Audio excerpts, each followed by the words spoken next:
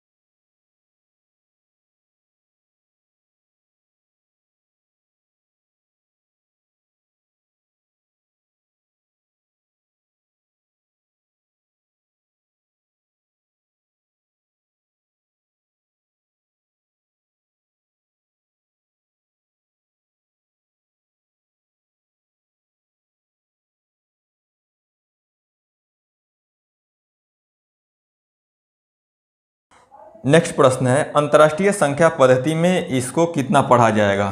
संख्या कुछ इतना सा है 40, 50, 12, 38। इसमें क्या होता है, हम लोग लाख और करोड़ इसमें नहीं लेते हैं। इसको आप काउंट कर लीजिए, इकाई, दहाई, सैकड़ा, हजार, 10,000। इसके बाद होता है 100,000, फिर मिलियन, 10 मिलियन। तो ये 40 मिलियन 501,000 और 238 है। आपको ऑप्शन में देख लीजिए, 40 मिलियन 501,000, 501,000 बिल्कुल, 238 आपका ऑप्शन नंबर है 3।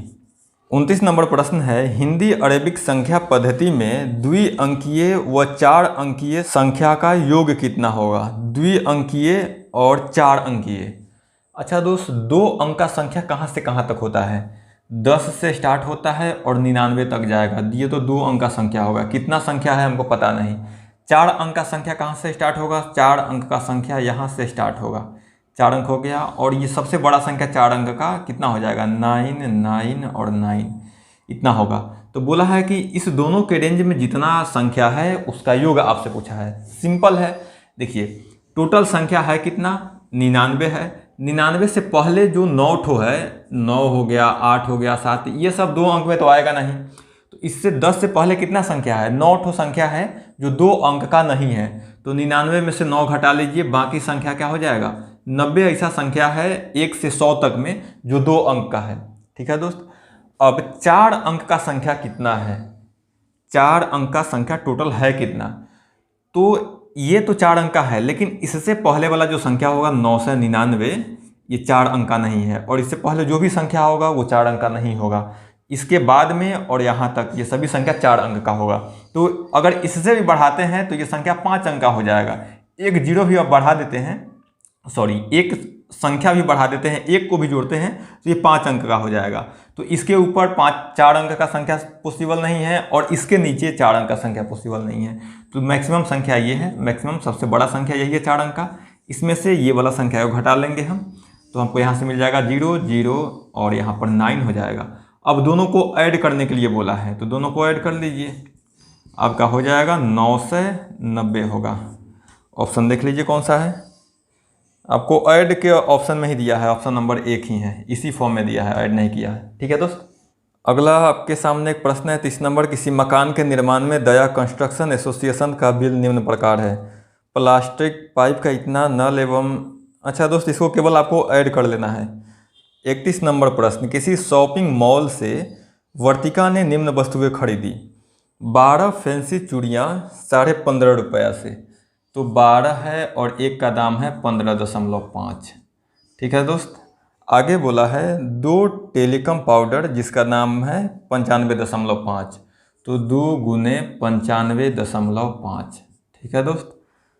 अगला है 5 घड़ी 495 ये 5 घड़ी है गुने 495.5 बराबर क्या हो जाएगा। तो आप इस सब को गुना कर लीजिएगा और यहाँ ऐड कर लीजिएगा। ठीक है, इतना तो हो ही जाएगा। हम कर देते हैं 12 25 60, 6 और 12 60, 6 66, 6 12 6 18, इसका दाम इतना हो गया।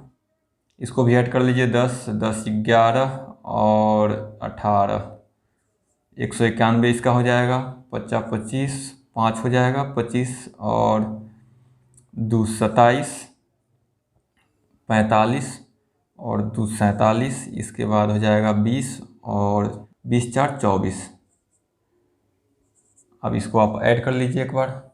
0.5 तो रहेगा ही, 7 1 8 6 14 और 8 और 9 17 और 8 25, 4 2 6 और 1 7 1 8 और ये हो जाएगा 2। कुछ इतना सा आपका आंसर है, ऑप्शन नंबर हो जाएगा 2। अगला प्रश्न है, राजेश दिए गए अंकों में से एक सबसे बड़ी संख्या बनाना चाहता है, किंतु प्रश्न की शर्त पर उसे प्रत्येक विषम संख्या के 2 बार तथा प्रत्येक सम संख्या 1 बार प्रयुक्त करनी है। सही संख्या क्या होगा।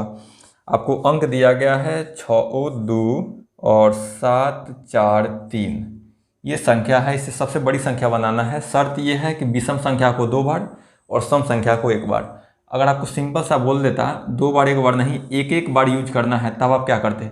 सबसे पहले बड़ा अंक को हम उठाते हैं जब बड़ा संख्या लिखना होता है। अगर इतना ही अंक में से एक बार यूज करके लिखना होता तो सबसे बड़ा को पहले उठाते, तो यहाँ हो जाता 7, इसके बाद इससे छोटा हो जाता 6, इसके बाद इससे छोटा 4 लीजिए, इससे छोटा हो जाएगा 3 और सबसे छोटा को हम लिखेंगे लास्ट में। अगर एक बार यूज करना होता तो हमारा आंसर ये होता, लेकिन बोला गया है कि विषम को 2 बार और सम को 1 बार, और इस तरह से हमको सबसे बड़ा संख्या बनाना है, तो वही काम यहाँ करेंगे। देखिए दोस्त, हमको सबसे बड़ा बनाना है, तो सबसे बड़ा बनाने के लिए जो सबसे बड़ा अंक होगा उसको पकड़ेंगे। जैसे यहाँ पर 7 ही सबसे बड़ा है, तो 7 को लिए। अब हमको विषम को 2 बार हम यूज कर सकते हैं, या तो यहाँ कर या बाद में भी कर सकते हैं, लेकिन जब बड़ा संख्या लिखना होता है तो सबसे बड़ा चीज़ को पहले लिखते हैं। तो पहले यहाँ 7 लिखना ज़्यादा उचित होगा या 6 लिखना उचित होगा। ऑब्वियसली 7 बड़ा है, 7 लिखना उचित होगा। विषम को हम 2 बार लिख सकते हैं, 7 विषम है तो इसको हम 2 बार लिख दिए। इसके बाद हम लिख देंगे 6 को। ठीक है दोस्त, 6 को एक ही बार लिखेंगे क्योंकि ये सम है। फिर से देखिए, विषम संख्या कहीं दिख रहा है, 3 विषम संख्या है, लेकिन 4 आएगा तो 10 बढ़ जाएगा, दहाई का मतलब 10 गुना बढ़ जाएगा। तो यहाँ पर हमको पहले 4 रखना पड़ेगा। 4 के बाद हमारे पास क्या है, 3 है, तो 3 हम 2 बार लिख सकते हैं, तो 2 बार हम 3 लिखते हैं। इसके बाद हमारे पास सम संख्या 2 है, यही हमारा आंसर हो जाएगा। आप देख लीजिए ऑप्शन कौन सा है। अगला प्रश्न है, इसमें 5 के स्थानीय मान और अंकीय मान का अंतर पूछा है। संख्या कुछ है 64 5 3 2 1, और इसमें 5 जो है इसका स्थानीय मान और अंकीय मान का अंतर पूछा है।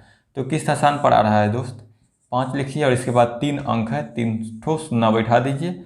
इसका अंकीय मान किसी भी संख्या का वही अंक हो जाता है। इसमें से 5 घटा दीजिए, यहाँ से हो जाएगा 5 9 9 और ये 4, यही आपका आंसर है।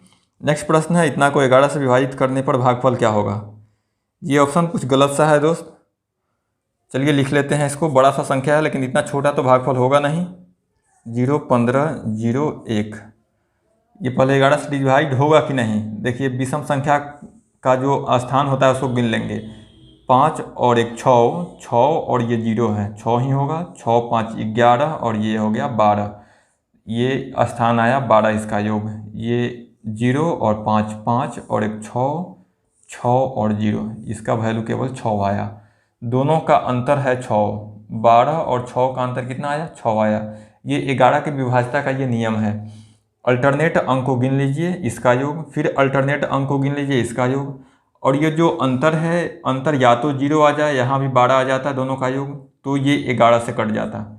या इसका अंतर 11 होता या 22 होता, 11 का गुणज होता तो ये कट जाता, या 33 होता। इस प्रकार का कोई संख्या आता है इसका अंतर, तो ये कट सकता था, लेकिन 6 11 से कटने वाला तो है नहीं, तो ये संख्या खुद 11 से नहीं कटेगा।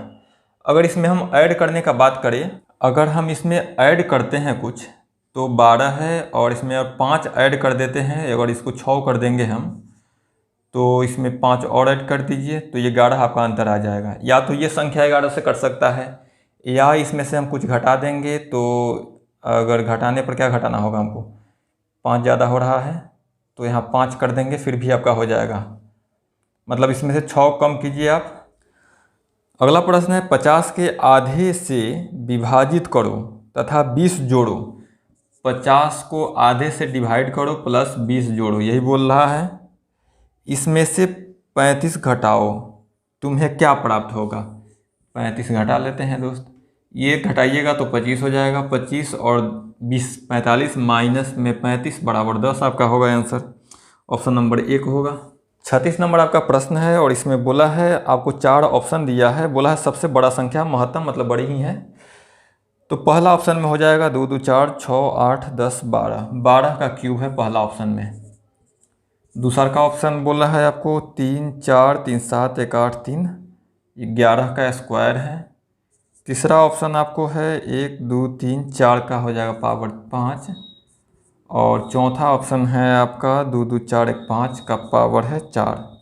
अब सबसे बड़ा कौन है, इसको ब्रेक करके लिख दीजिए। 12 का जो क्यूब होता है वो होता है 17 28, आप कुछ याद रखिएगा। 21 का हो जाएगा 121 स्क्वायर, तो इसका क्या हो जाएगा 4 चौके 16, 16 गुने 16 आपको हो जाएगा 256, और गुने 4 आपको कर देना है 6 चौके 24, 20 और 2 22, 8 और 2 10, इतना सा कुछ होगा।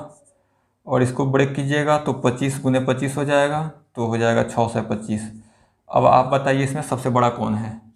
सबसे बड़ा ऑप्शन नंबर 1 है, यही आपका आंसर हो जाएगा। ठीक है, 1 2 3 4 5 6 7 8 9, और इसको आपको डिवाइड करना है 111 से। ये तीनों संख्या एक बार में चला जाएगा। ठीक है दोस्त, यहाँ से 0 आ गया। अब हम उतारते हैं, एक अंक को तो उतार सकते हैं एक, लेकिन एक से एक डिवाइड नहीं हो पाएगा, यहाँ पर एक 0 दिए। एक और को हम उतार लिए, अभी भी नहीं होगा, एक और 0 देंगे तो हम तीसरे को भी हम उतार लेंगे। ठीक है दोस्त, इस तीनों को एक बार उतार लिए। अब एक बार में ये जाएगा 111, फिर से ये 0 हो गया।